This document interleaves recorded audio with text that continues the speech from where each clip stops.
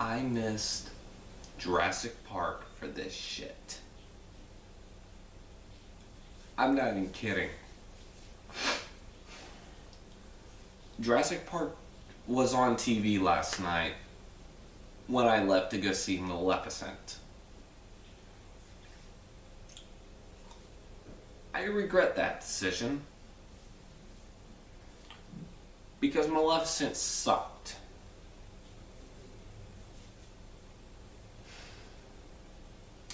I'm gonna definitely make this short because I gotta leave in a few minutes for convention. So, Maleficent is one of the worst movies this year.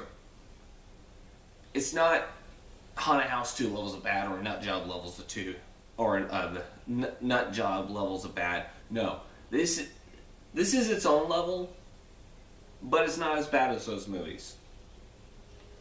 All right, so the story is maybe the story of Sleeping Beauty is in the way we know it.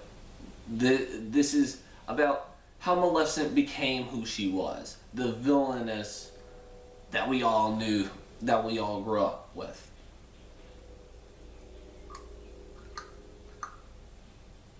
And how she became the good guy again. And I'm not talking about a redemption story, I'm talking she's the fucking hero of this movie. Throughout it. She's the villain for literally 5 minutes. Not even kidding there. So, here's what happened. Maleficent, as a child, meets Sleeping Beauty's father. Sorry, I'm trying to wake up. I'm still angry at this movie. King Stefan, or Stefan, when they were children. As they grew up, they became closer friends, and they fall in love.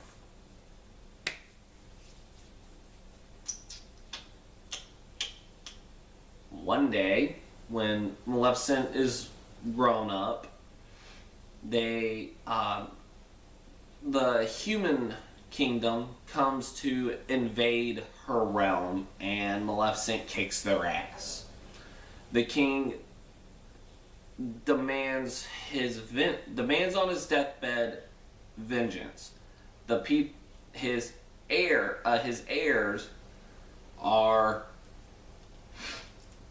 requested to kill her. Stefan, having known Maleficent, tricks her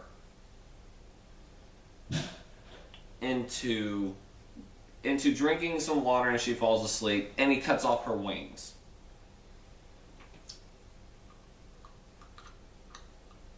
The father of our hero, ladies and gentlemen.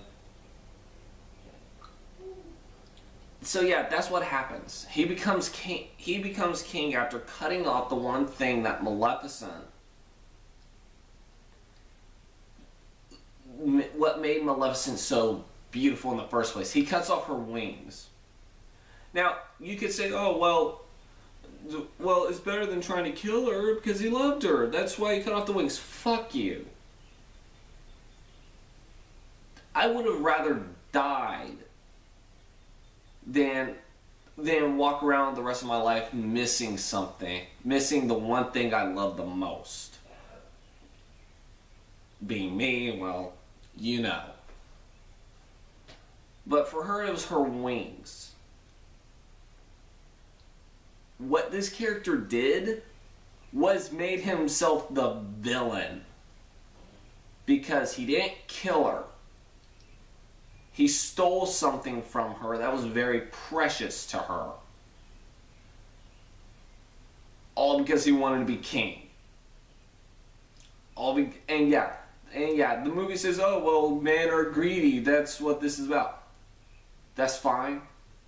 But you could have also made him someone interesting and give him some redeeming qualities. No, throughout this movie, he's a paranoid shit. That is what he is. Nothing about this character is redeemable. Nothing. Okay? Yeah, sure. The most redeeming thing he did was beg for the life of his daughter. That's it. But you know what? He easily forgets about begging, and he just rules the rest of the kingdom with an iron fist. This guy, I mean, yeah, he's also paranoid, but you still don't like him. You still cannot get behind the fact as to the reason why, because of what he did. All of this is because of his own doing. Alright, so Maleficent curses Aurora. What happens next? Well, if you've seen the movie, the king demands every spinning wheel to be burned. What happens next is he allows the three good fairies to take her away for her own protection until her 16th birthday.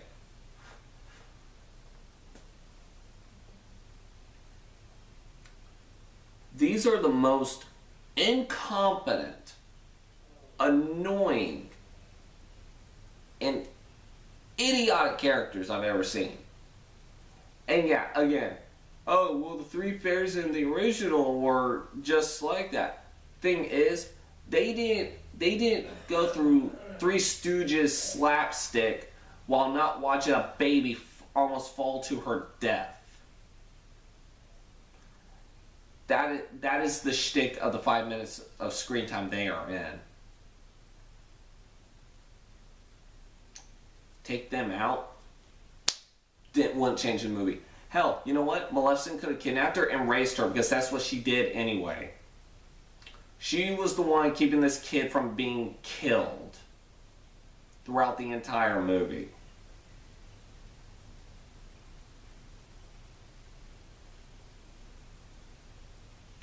Five minutes of her being evil, she immediately goes into kind of a sitcom-y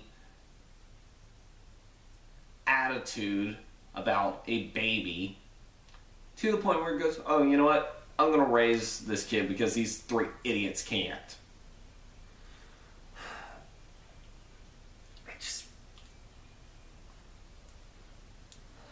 This isn't going to be as in-depth as usual, but thing is,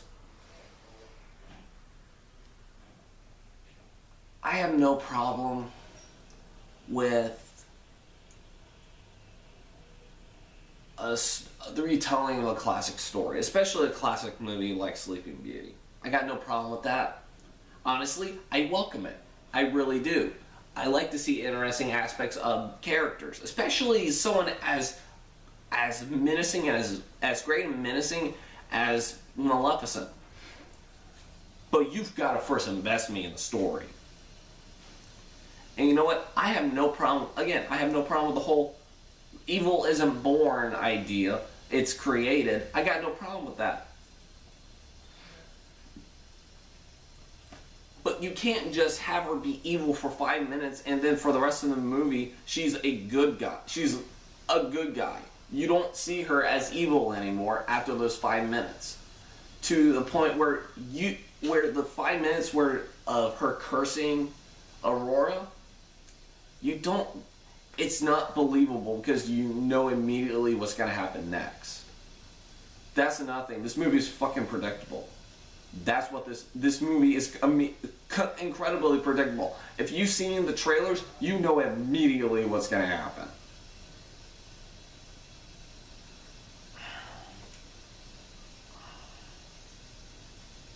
Oh yeah, and I almost forgot because apparently the movie forgot it until the last 10 minutes. Prince Philip is in this movie. Yeah, Prince Philip. Forgot about him. Again, take him out, wouldn't change a thing. Thing is, Prince Philip in the original story, or I should say in the movie, not the original story, he was Aurora's true love, and yes, they met love at first sight. So, in this movie, however, it wasn't his true love's kiss that woke her up. No, it was Maleficent. I'm not even kidding. Again, completely pointless. No reason. This movie. I was kind of hoping I'd just walk out of the theater like, nah, I'm a little disappointed. Whatever. No, the longer I sat through this 90-minute movie, the more pissed off I got. This is a long 90 minutes. Like, not Haunted House or Haunted House 2 levels of long, but it's pretty close. So, of all that, are there any positives? Yes, there is. Angelina Jolie as Maleficent. Yeah, I complained about her character, but I'm not going to complain about Angelina Jolie because she did really good in this movie. Every time I see her on screen, I'm like, that's Maleficent right there. The lighting and the set work is phenomenal in this movie. This is some beautiful set pieces, even though a lot of it is also CGI. Although there's another negative. When the 3 fairies are CGI fairies, like tiny little fairies, they're terrifying. I actually jumped back in my seat and shrieked a little when they first came on screen. Those things are terrifying. You do not try to CGI real people like that. It doesn't work unless you're making a video game. These things are terrifying. But yeah, no. Yeah, just Maleficent. I mean, Angelina Jolie is really good in this movie. She really is. I like her in this movie. She's the best thing out in this entire movie. But that's it. That and the set pieces and some of the special effects are actually not bad. I mean, it's visually appealing to look at. Charlotte Copley plays the king in this movie. And like I said, I don't like the character. The character is really poorly written, but Charlotte Copley did the best he could do in this movie. He really could. I mean, I like him. I really do. I've liked him since I first saw District 9. I liked him in The A-Team. Hell, I liked him in Elysium. He was really good in Elysium. I mean, he was menacing in Elysium. Here, he's not. He's this paranoid, irredeemable asshole. Where all of this terrible things that are happening to him is of his own doing, and he doesn't own up to it. He doesn't even acknowledge what he did was wrong. And I guess you're going to say, oh, well, that just makes him an even bigger villain. No, you know what? Fuck you. I don't care. A compelling villain at least acknowledges at what he did. He can still revel in it. He can still go, yeah, I did that, ha ha ha. Villains do that. He doesn't even acknowledge what he did was, 1, wrong, 2, he doesn't even acknowledge the fact that he did it. Not that just because he did what he did was wrong. He just doesn't acknowledge it. The deed is done. Maleficent goes bad. That's it. They don't talk about it anymore. That's one of the things that makes this character completely unlikable whatsoever. And I like me some good villains. I even like me some really good straightforward villains, ones who don't really need complex stories. You could have given me that as long as what he did was acknowledged, and it wasn't. at all.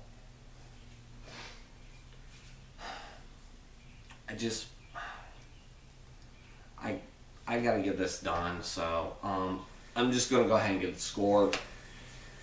Maleficent gets a 4 out of 10 because it sucks. Just this. I mean, I was looking forward to this movie, and I kind of figured I would be a little disappointed, but I didn't think I was gonna be this pissed off at all. Again, Angelina Jolie is really, really good in this movie. I really like her in this movie. The rest of this movie, I don't. Not one bit. This movie is terrible. Do not go see this movie. I'll be back with trailers.